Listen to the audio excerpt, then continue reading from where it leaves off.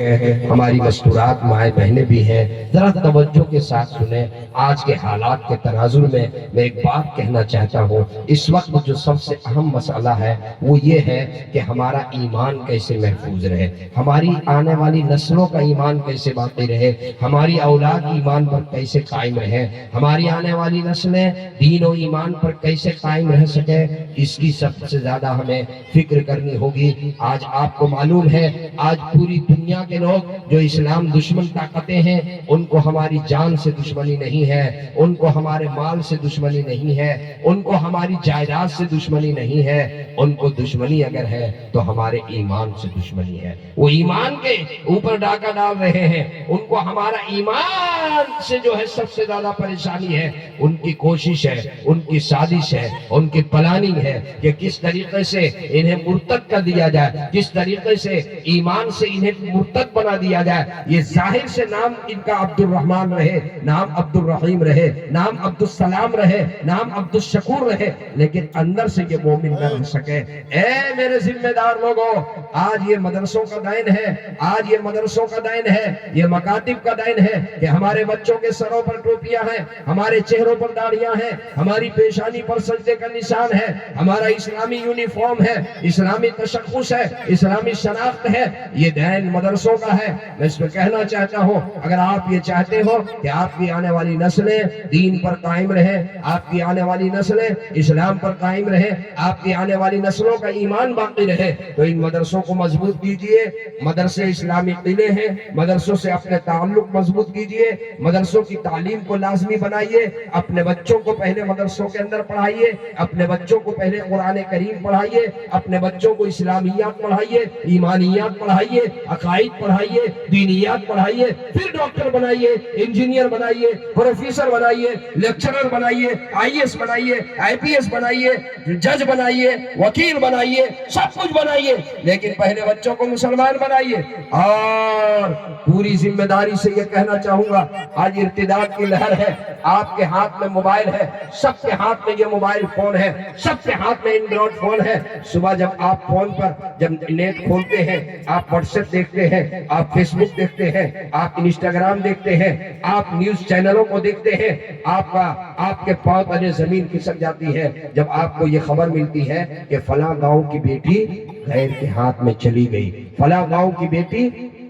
اپنے ایمان کا سودا کر لی، فلاں گاؤں کی بیٹی مرتد ہو گئی، فلاں مسلمان لڑکی غیر کے ہاتھ میں چلی گئی۔ کیا یہ خبر روزانہ نہیں پڑھ رہے ہیں؟ ایک دو کے تعداد میں گئی ہے، سینکڑوں کی تعداد میں گئی ہے، ہزاروں کی تعداد میں گئی ہے، ارے لاکھوں کی تعداد میں ہماری بیٹیاں غیروں کے ہاتھ میں جا چکی ہیں، ایمان کا سودا کر رہی ہیں، لالچ میں آ کر کے، عشق و محبت کے جھانسے میں آ کر کے، فریب میں آ کر کے، ظاہری مال و دولت کے جھانسے میں آ کر کے، اور ایمان کا سودا کر رہی ہے، مرتد ہو رہی ہے۔ اس ارتداد کے بہت سارے وجوہات ہیں، اس میں ایک وجہ مخلوق تعلیم بھی ہے۔ مرد لڑکے اور لڑکیوں کا ایک ہاسٹل میں پڑھنا، لڑکے اور لڑکیوں کا ایک اسکول کے اندر پڑھنا، لڑکے اور لڑکیوں کا ایک کالج کے اندر پڑھنا، اس سے بے حیائی عام ہو رہی ہے۔ یہ مخلوط تعلیم اس کی ایک وجہ ہے، یہ موبائل کا غلط استعمال اس کی ایک وجہ ہے۔ سب کے ہاتھ میں موبائل ہے، موبائل کے ذریعے سے غلط رابطے ہوتے ہیں، موبائل کے ذریعے سے بے حیائی عام ہو رہی ہے،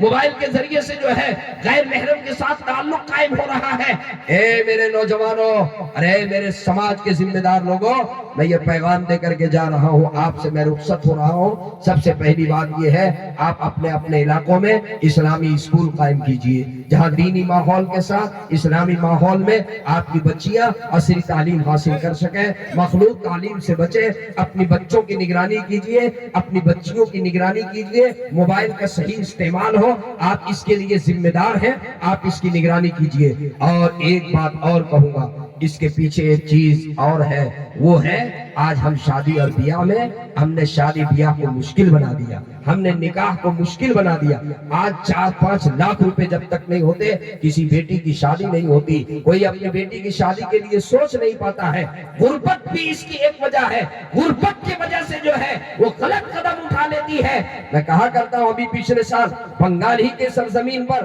ادھر میدناپور کھڑگپور میں جانا ہوا، وہاں پر میں تقریر کر کے جب اپنے حجرے میں آیا تو ایک 60 سال کا بوڑھا میرا ہاتھ پکڑ کر کے رونے لگا اور یہ کہنے لگے کہ مولانا صاحب دعا کر دیجئے۔ میں نے کہا کیا دعا؟ کہا مولانا میری 4 بیٹیاں ہیں، ایک کی عمر تقریباً 28 سال ہے، ایک کی عمر 30 سال ہے، ایک کی عمر 32 سال ہے، ایک کی عمر 35 سال ہے۔ مولانا میں مزدوری کرتا ہوں اور مزدوری کر کے رات کو میں مغرب میں گھر آتا ہوں، اپنے بچوں کے لیے بچیوں کے لیے میں آٹا کا انتظام تو کر لیتا ہوں، لیکن میرے پاس یہ صلاحیت نہیں ہے، یہ وسعت نہیں ہے کہ میں اپنی بچیوں کی شادی کر سکوں، اپنی بچیوں کے ہاتھ میں مہندی کا انتظام کر سکوں۔ کہا کہ مولانا میری بچیاں پاک دامن ہیں، میری بچیاں اپنی عزت و عفت کی حفاظت کرتی ہیں، الحمدللہ الحمدللہ۔ مولانا رات کو جب میں عشاء کی نماز پڑھ کر کے سوتا ہوں، میرے بازو میں میری بچیاں سوتی ہیں، میرے بازو والے کمرے میں میری 4 جوان بیٹیاں سوتی ہیں۔ میری بیٹی کبھی کبھی ایسا ہوتا ہے کہ رات کو میری نیند کھلتی ہے تو میں اپنی بیٹیوں کی رونے کی آواز سنتا ہوں، میری بیٹیاں ہچکیاں لیتی ہیں، میری بیٹیاں روتی ہیں، میری بیٹیاں ہچکیاں لیتی ہیں۔ جب میں رونے کی آواز سنتا ہوں تو میرے پاؤں تلے سے زمین کھسک جاتی ہے، میرا کلیجہ باہر آتا ہے، کاش کہ میں اپنی بیٹیوں کے لیے شادی کا انتظام، رشتے کا انتظام کرتا، لیکن مولانا میرے پاس اس کی حیثیت نہیں ہے۔ آج ایک بیٹی کی شادی کے لیے 5 لاکھ روپے چاہیے، میری 4 بیٹیاں شادی کے لائق ہیں، میں کیا کر سکتا ہوں؟ اے میرے قوم کے ذمہ دار لوگوں، اے میرے سماج کے ذمہ دار لوگوں، کیا یہ حقیقت نہیں ہے؟ آج ہمارا بیٹا جوان ہوتا ہے تو ہم اپنے بیٹے کے لیے کہتے ہیں ہیرو ہنڈا چاہیے، اپاچی گاڑی چاہیے، تو بلٹ گاڑی چاہیے، 3 لاکھ روپے نقد چاہیے، دیوان چاہیے، مشہری چاہیے، فریج چاہیے، فلاں چیز چاہیے، فلاں چیز چاہیے۔ اے میرے ذمہ دار لوگوں، اے میرے ذمہ دار لوگوں، نکاح کو آسان بنائیے۔ اگر نکاح مشکل ہوگا تو زنا آسان ہوگا، جب نکاح آسان ہوگا تو زنا مشکل ہوگا۔ آج جو بے حیائی عام ہو رہی ہے، آج جو ہماری بچیاں غلط قدم اٹھا رہی ہیں، اس میں ایک وجہ شادی اور بیاہ کو مشکل بنانا، یہ بھی ایک وجہ ہے، اسراف اس کی ایک وجہ ہے۔ آپ طے کیجئے اپنی شادیوں کو ہم اسراف سے بچائیں گے، ہم سادگی کے ساتھ نبی کی سنت کے مطابق شادی کریں گے، ہم ڈیمانڈ نہیں لیں گے، ہم نقدی نہیں لیں گے، اور ہم غلط جو ہے فضول خرچی نہیں کریں گے۔ آج کل جو ہے کیا ایسا نہیں ہوتا ہے، ہم شادی کر رہے ہیں، ہم دکھاوے کے لیے، ہم مالدار آدمی ہیں، ہم پیسے والے ہیں، تو صبح صبح جو ہے اپنی بیٹی کے جہیز کے سامان کو نمائش کرتے ہیں، گھر کے باہر سامان لگا دیتے ہیں اور نمائش کرتے ہیں، یہ سامان یہ سامان یہ سامان۔ کبھی آپ نے یہ سوچا آپ کی بیٹی کی رخصتی جب ہو رہی ہے تو کیا اس وقت آپ کی بیٹی کو رخصت کرنے کے لیے صرف مالداروں کی بیٹی آتی ہے؟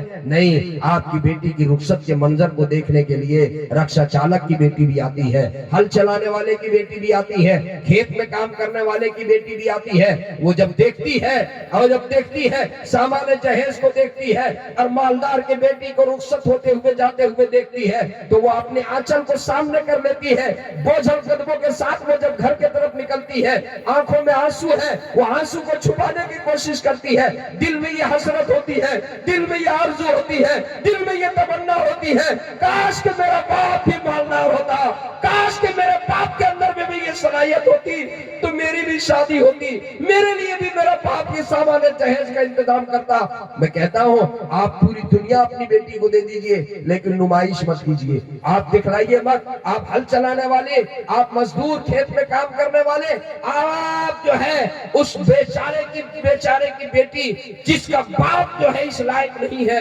اس کے دل کو آپ ٹھیس مت پہنچائیے۔ اور میرے دوستو، آج یہ تلک اور جہیز کی وجہ سے روز ایسی خبریں ملتی ہیں، فلاں گاؤں کی بچی جو ہے پھانسی کے پھندے پہ لٹک گئی، فلاں گاؤں کی بچی جو ہے وہ کراثن تیل ڈال کر کے اور اپنی جان کو یہ کر دی۔ ابھی کچھ دنوں پہلے خود ہمارے علاقے میں یہ واقعہ پیش آیا، وہ ظالم، وہ درندہ، وہ ظالم شادی کی 4 سال 5 سال کی مدت ہوئی تھی، ایک بچے کی ماں تھی، اور وہ ظالم جہیز اور تلک کی وجہ سے جو ہے وہ صرف اور صرف جہیز اور تلک کی وجہ سے اپنی بہو اور اپنی بیوی کو سب مل کر کے اور اس کے گلے کو گھونٹ کر کے اور اس کو مار دیتا ہے اور پھر اس کو زندہ جلا دیتا ہے اور پھر اقبال جرم بھی کرتا ہے۔ میں پوری ذمہ داری کے ساتھ آپ کو یہ کہنا چاہتا ہوں، کل قیامت کے دن کل قیامت کے دن وَإِذَا الْمَوْءُودَةُ سُئِلَتْ وَإِذَا الْمَوْءُودَةُ سُئِلَتْ بِأَيِّ ذَنبٍ قُتِلَتْ۔ میرے دوستو، جہاں وہ لوگ جنہوں نے اپنی بیٹیوں کو زندہ درگور کیا تھا وہ مجرمین کے صف میں ہوں گے، ان سے پوچھا جائے گا کیا جرم تھا، کیا غلطی تھی جس کی وجہ سے تم نے اس کو زندہ درگور کیا؟ اگر ہمارے وجہ سے کوئی جوان بیٹی کی جان جاتی ہے تو کل قیامت کے دن ہم بھی مجرمین کے صف میں ہوں گے، ہم سے بھی پوچھا جائے گا۔ میر تقی میر کا واقعہ سنا کر اپنی بات کو ختم کرتا ہوں۔ وہ میر تقی میر علماء اسٹیج پر بیٹھے ہوئے ہیں، وقت کے بہت بڑے شاعر تھے، بہت بڑے شاعر، ان کی ایک ہی بیٹی تھی، ایک بیٹی، بہت بڑا وقت کا شاعر، ایک ہی بیٹی، رشتہ طے کیا، رشتہ طے ہو گیا، بہت بہترین رشتہ ملا، شادی کے صرف 1 مہینہ باقی تھا، ادھر سے لڑکے والے کے طرف سے ایک لمبی فہرست آئی، جہیز میں یہ چاہیے، یہ سامان چاہیے، یہ سامان چاہیے، یہ سامان چاہیے، یہ سامان چاہیے۔ میر تقی میر جہیز کی لسٹ کو پڑھتا ہے، رات میں عشاء پڑھ کر کے گھر آتا ہے، اپنی بیوی سے مشورہ کرتا ہے کیا کیا جائے، ہمارے پاس تو اتنے پیسے نہیں ہیں، ہمارے پاس تو اتنی صلاحیت نہیں ہے، کیا کیا جائے؟ آیا اس رشتے کو کینسل کر دیا جائے، رشتے کو منع کر دیا جائے؟ میاں بیوی مشورہ کرتے ہیں کہ نہیں نہیں، پتہ نہیں پھر ایسا رشتہ ملے گا یا نہیں ملے گا، اس لیے ایسا کریں ہم اپنے مکان کو بیچ دیں گے، ہم اپنا مکان بیچ دیں، ہم اپنی دکان بیچ دیں، بعد میں بیٹی کا گھر سج جائے، بیٹی کا گھر بس جائے، بیٹی کے ہاتھ میں مہندی لگ جائے اور بیٹی اپنے سسرال میں چلی جائے، ہم لوگ تو رینٹ کا مکان لے کر کے اور کرایہ کا مکان لے کر کے اور ہم اپنی باقی زندگی کو گزار لیں گے۔ چنانچہ یہ فیصلہ کیا کہ بیٹی کو نہ بتاویں، خاموشی کے ساتھ اپنے مکان کا سودا کر لیا اور یہ کہا کہ جب تک کہ میری بیٹی رخصت نہیں ہوگی ہم اس مکان کے اندر رہیں گے، جب میری بیٹی کی شادی ہو جائے گی اور میری بیٹی رخصت ہو جائے گی تو ہم مکان خالی کر دیں گے۔ اور خاموشی کے ساتھ شادی کے تمام سامان کو تیار کیا، جہیز کے سامان خریداری ہوئی، اور صبح کے وقت جو ہے، فجر کے وقت، جب شام کے وقت جو ہے، جب بیٹی رخصت ہونے لگی، جب بیٹی ڈولی میں بیٹھنے لگی، اس کی سہیلیاں آ کر کے اور اس کی بیٹی سے سہیلیاں آ کر کے اور رخصت کر رہی تھی، پکڑ کر کے رو رہی تھی، اسی میں ایک سہیلی گلے میں کہتی ہے، کان میں کہتی ہے، کان میں یہ کہتی ہے، اے میری بیٹی، اے میری بہن، آپ تو جا رہی ہو، آپ نے تو اپنا گھر بسا لیا، لیکن آپ کو معلوم نہیں ہے، آپ تو جا رہی ہو، آپ کا گھر بس گیا، لیکن آپ کے باپ کا مکان بک گیا، آپ کے باپ کا مکان بک گیا، اب باپ کہاں پر رہے گا؟ وہ پوچھتی ہے باپ کا مکان کیسے بکا؟ کہا بہن تم کو نہیں معلوم ہے، ارے اس نے جہیز کا جب مطالبہ کیا تو جہیز کے مطالبہ کرنے کے بعد تمہارے باپ نے یہ فیصلہ کیا، باپ نے یہ فیصلہ کیا کہ میں اپنا مکان بیچ دوں لیکن اس رشتے کو کینسل نہ کرو، چنانچہ تمہارے باپ نے مکان بیچ دیا، مکان فروخت کر دیا، باپ مکان بیچ دیا۔ اے میری بہن، تم تو جو ہے اپنا گھر بسا لی لیکن باپ کا مکان بک گیا۔ جب یہ خبر اس کے کانوں تک ٹکرائی، آنکھوں میں آنسو آیا، ڈولی پہ بیٹھ تو گئی، سسرال پہنچ تو گئی، رات میں جب اپنے شوہر کے ساتھ خلوت کے وقت میں جب خلوت میں ہوئی اور رات کی تنہائی میں پہلی رات جب شوہر اپنی بیوی کے کمرے میں آیا اور اس سے پیار اور محبت کی بات کرنا شروع کیا تو وہ جھلا کر کے بولی، ارے تم کس پیار کی بات کر رہے ہو، تم کس محبت کی بات کر رہے ہو؟ تمہیں مجھ سے پیار اگر ہوتا تو میرے باپ کا مکان نہ بکتا، اگر تجھے مجھ سے پیار ہوتا تو میرے باپ کی دکان نہ بکتی، تمہیں مجھ سے پیار نہیں ہے، تمہیں پیار گاڑی سے، تمہیں پیار فریج سے، تمہیں پیار واشنگ مشین سے، تمہیں پیار دیوان پلنگ سے، جاؤ تم اپنی ماں کے کمرے میں جاؤ، وہاں گاڑی ہے، وہاں پر واشنگ ہے، وہاں پر فریج ہے، وہاں پر الماری ہے، تم اسے چومو، تم اس سے پاس پیار کرو، تمہیں مجھ سے اگر پیار ہوتا تو میرے باپ کا مکان نہ بکتا، میرے باپ کی دکان نہ بکتی، تجھے مجھ سے پیار نہیں ہے، تجھے تو اس سامان سے پیار ہے۔ شوہر نے کہا، ارے پگلی آج پہلی رات ہے، آج لڑائی جھگڑے کی رات نہیں ہے، ارے لڑنے کے لیے تو پوری زندگی باقی ہے، آج پیار و محبت کی بات ہے۔ کہا کہ نہیں، پیار و محبت کی کوئی بات نہیں ہے، بات تو پہلے اس بات کی ہوگی کہ تمہیں کس سے پیار ہے، آیا مجھ سے پیار ہے یا وہ سامان جہیز سے پیار ہے؟ تھوڑی دیر کے لیے وہ سکتے میں آتی ہے، ایک چیخ مارتی ہے اور اس کی روح پرواز کر جاتی ہے، ایک چیخ مارتی ہے روح پرواز کر جاتی ہے. پہلی رات ہے, اللہ کی پیاری ہو گئی. میر تقی میر فجر کی نماز پڑھنے کے لیے گیا. فجر کی نماز پڑھ کر کے وہ نکلے. پورے شہر کے اندر چرچا ہو گیا, پورے گاؤں کے اندر چرچا ہو گیا, پورے علاقے کے اندر چرچا ہو گیا کہ میر تقی میر کی بیٹی جو رخصت ہو کر کے آج ہی تو آئی تھی, وہ رات اللہ کی پیاری ہو گئی, وہ رات انتقال ہو گئی, رات اس کی جان چلی گئی. میر تقی میر کو خبر دینے والے نے آ کر کے خبر دی, میر تقی میر آپ کی بیٹی اللہ کی پیاری ہو گئی. میر تقی میر اپنا گھر گیا اور ایک تھیلے کے اندر ایک چادر ڈالا, اور چادر ڈال کر کے اور اپنی بیٹی کے سسرال کی طرف روانہ ہوا. کیا ماجرا ہے معلوم کرنے کے لیے وہاں گیا تو دیکھا بھیڑ لگی ہوئی ہے, بھیڑ لگی ہوئی ہے. میر تقی میر قریب گیا تو دیکھا کہ بیٹی جو ہے, بیٹی کے لاش کو, بیٹی کے جنازے کو جو ہے وہ رکھا گیا ہے اور نہلایا گیا ہے, کفن پہنا دیا گیا ہے, سفید چادر میں ملبوس. میر تقی میر اپنی بیٹی کے سرہانے میں کھڑا ہوتا ہے اور بیٹی کے چہرے سے کفن کے چادر کو ہٹاتا ہے, اور ہٹا کر کے اور مجمع سے پوچھتا ہے, یہ بتاؤ یہ چادر کس نے لائی, یہ سفید چادر کس نے لائی, یہ کفن کا کپڑا کس نے لایا؟ میں نے تو اپنی بیٹی کو لال جوڑے میں رخصت کیا تھا, میں نے تو یہ چادر نہیں دی تھی, میں نے تو یہ کپڑا نہیں دیا تھا, یہ کپڑا کس نے لایا؟ کسی کہنے والے نے کہا, میر تقی میر یہ آپ کے داماد نے یہ چادر, یہ کفن کی چادر, یہ کفن کا کپڑا آپ کے داماد نے خرید کر کے لایا. میر تقی میر اپنی بیٹی کے چہرے سے چادر کے کپڑے کو ہٹا کر کے, چادر ہٹا کر کے اور اپنی بیٹی کے پیشانی کو دیکھ کر کے, اور میر تقی میر اپنی زندگی کا آخری شعر کہتا ہے, اپنی زندگی کا آخری شعر میر تقی میر کہتا ہے, اب آیا ہے خیال اے آرام جاں اس نامرادی میں, اب آیا ہے خیال اے آرام جاں اس نامرادی میں, کفن دینا تجھے بھولے تھے ہم سامان شادی میں, کفن دینا تجھے بھولے تھے ہم سامان شادی میں. کہا یہ نہیں ہو سکتا ہے, یہ بھک منگا,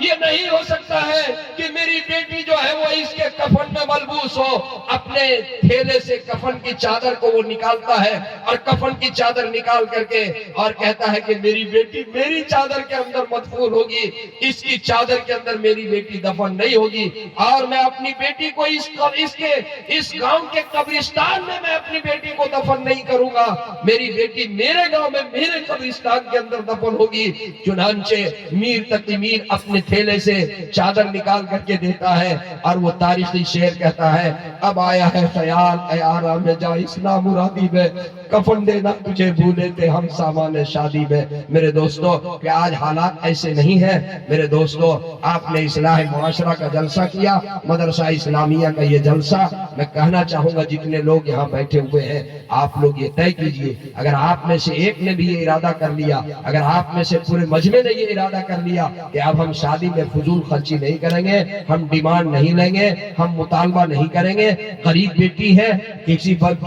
رکشا چالک کی بیٹی ہے, مزدور کی بیٹی ہے, کوئی یتیم بیٹی ہے, تو میں اس کے ساتھ سنت کے مطابق علماء کی موجودگی میں, علماء کی قیادت میں نکاح کر لوں گا اور فضول خرچی سے میں بچوں گا. پورا مجمع ہاتھ اٹھا کر ارادہ کیجئے, انشاءاللہ آج کے بعد شادی بیاہ میں فضول خرچی نہیں کریں گے. ہاتھ اٹھا کر کہیے انشاءاللہ,